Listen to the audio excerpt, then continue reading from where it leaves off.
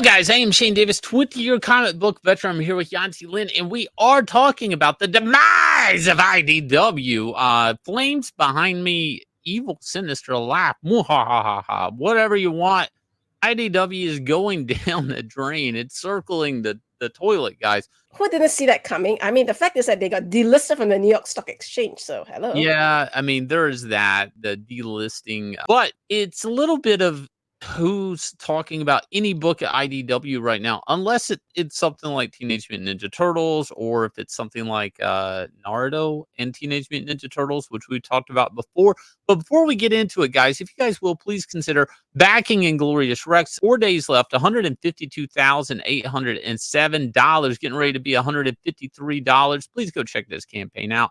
We love your support. Also, here we go. Mark Doyle, publisher. The publisher. Now, he hadn't been, the seat's barely warm. I think he's been a publisher for all of like 2.5 months.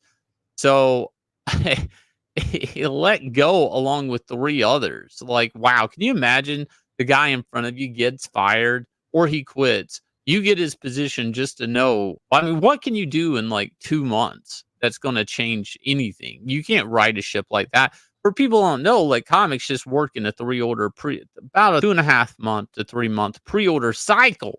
So it's really impossible to generate any notable change in that amount of time. That's absolutely insane. What can you do in just a few months? Nothing. Just go down with the ship, I guess.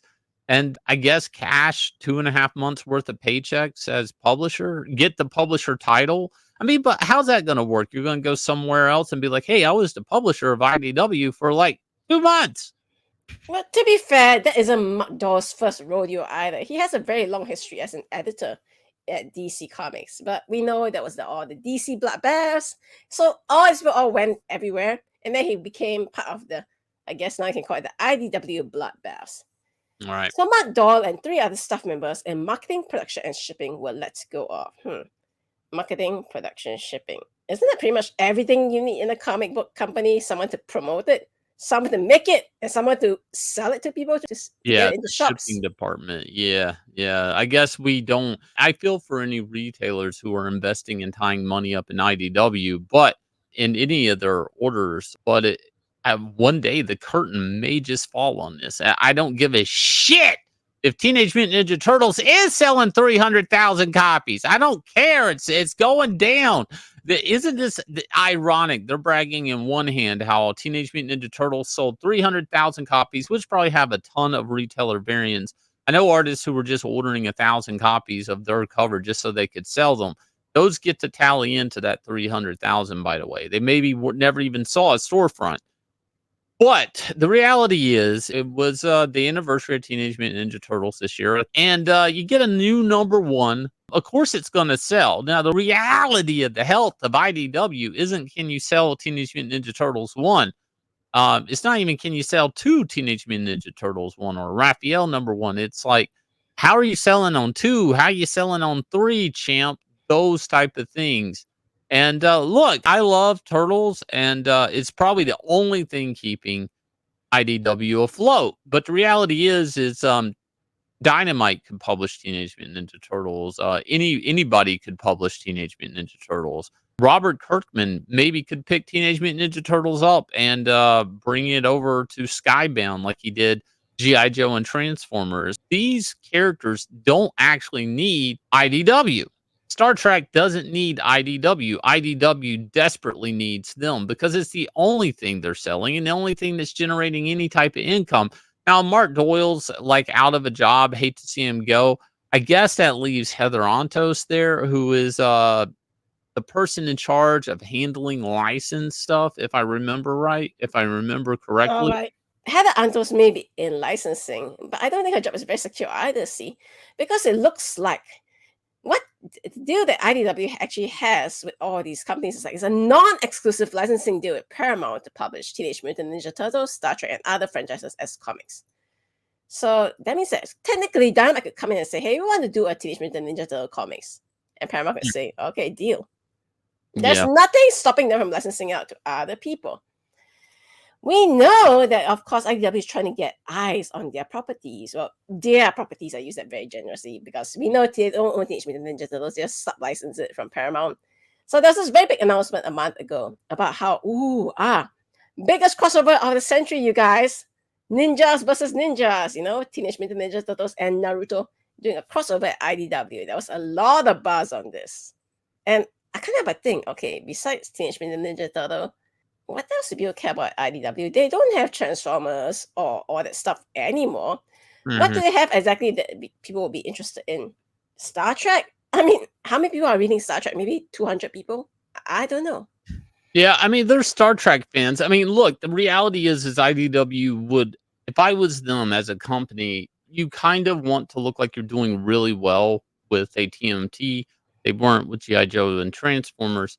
So maybe you would have people with properties come up to you and say, hey, wouldn't it be cool if you guys were publishing Sonic the Hedgehog comics or something popular, Super Mario Brother comics? Well, why not? Maybe we'll flesh out some stories and come up with some new bad guys, and we'll get some money and you guys will get some money, and it helps research and development move along in story, which then can, translate to other media. Now, that is a possibility. See, the thing is, it's like companies like Dynamite and IDW, Boom, a lot of these guys that pick up these licenses, they're kind of a parasitic publisher, okay? They're not necessary to the American comic book industry. And I know everybody's going to come out here and make a video and be like, oh my God, comics is dying, kids. IDW, Heather Ontos, all of those things. Sure, yeah. But IDW could disappear just like that. Wouldn't really matter to the direct market that much. If anything, it's the other way around. Marvel and DC in the decline is why IDW is not doing better. People are going to argue this. Well, they don't have any property. Yeah, that's all true. That's all true. That's all true. But the profits from Marvel and DC is what basically supports the sales in some of these other books that IDW publishes. And I would say even to an extent, Teenage Mutant Ninja Turtles. Yes, if they're selling less Spider-Man and less Batman, a retailer has less money to sink in on Teenage Mutant Ninja Turtles. Look, Last Ronin did great. Nobody's taking that away from IDW, okay? But any publisher could have published that, okay? Like IDW hasn't really contributed or built anything that comes to mind for me that is established as IDW as a brand. Like that's their brand character. The reality is like even some of their creator-owned stuff, I think Lock and Key was them maybe. It's like I think of the creator of that, not IDW. And that's kind of the problem IDW has as far as a publisher or having any real stock is they're not necessary. But again, they make horrible choices in hires too. Like, Heather Ontos is still there. How? Because she is the prized idol of the SJW.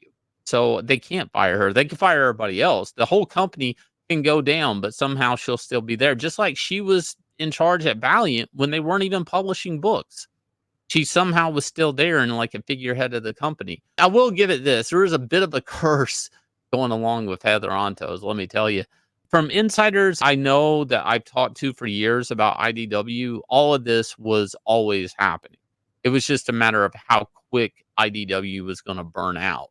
And it's always been on shaky ground. It's funny in a way that so many DC editor pros have all consolidated there to now leave or be fired, form their own comic company now. I think they're trying. And look, I mean, comics is a funny business. I get it. There's some educated choices you can make and sustain a company. If you guys will, please go check out Inglorious Rex, our own independent comic company. We're publishing awesome books over here. You guys will absolutely love these. If you like Rocky, if you like MMA, you'll absolutely love Inglorious Rex, especially if you love Incredible Hulk. I'll leave you guys with a trailer for this smash hit comic, and hit like, subscribe, ring the bell for notification. We'll catch you guys again with another video.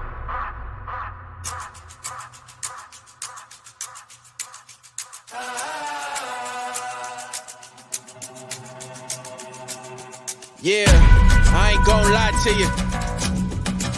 Truth always hurts worse. Doing good till first, reverse, now you last. Blast of the past. It's cool though. Last card, play it right. Uno.